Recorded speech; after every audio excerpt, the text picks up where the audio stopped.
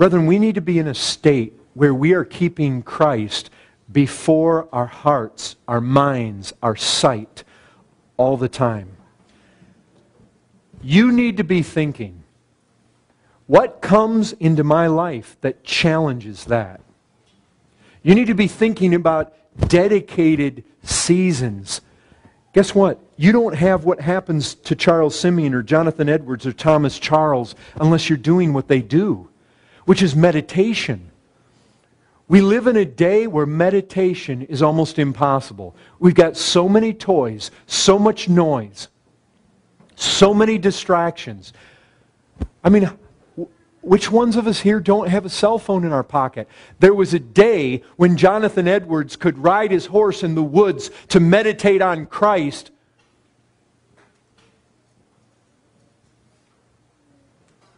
And the phone wouldn't ring.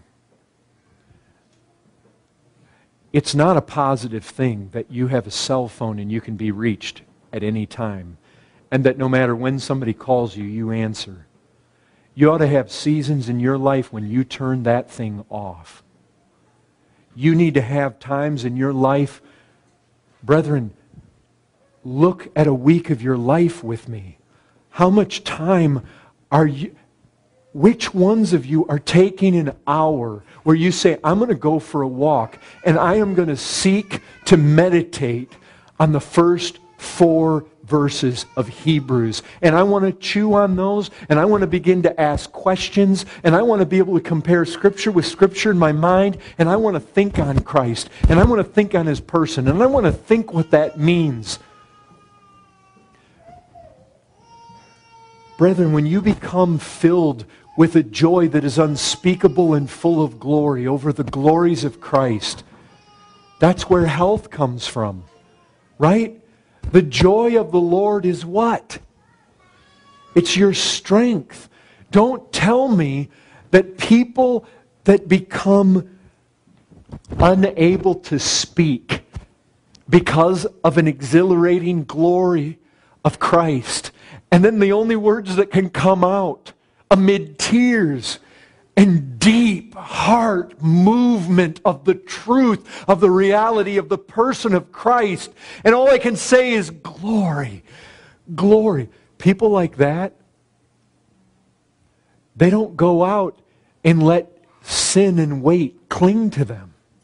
They don't go out and have to be told to obey those that have leadership or attend meetings or be fruitful in their life, or to be careful lest they fall away.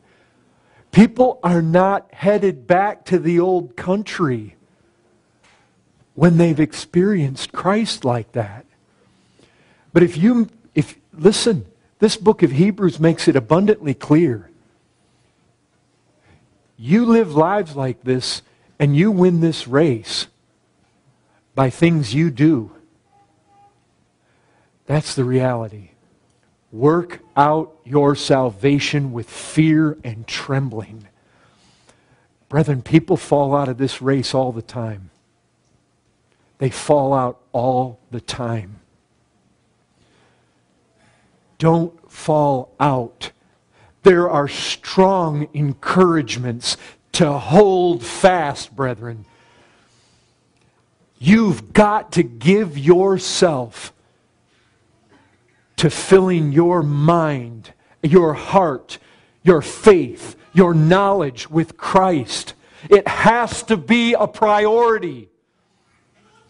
If you've got time to play video games and to be on your computer and to be on Facebook and to be writing emails and to be text messaging and to be searching and sifting every conceivable thing, brethren, wait. Remember what wait is. You say, but I'm looking at sermons. Brethren, a sermon on the internet can become weight if you're not taking time to be with Christ alone, meditating on His glories, not having somebody else regurgitate the whole thing for you all the time.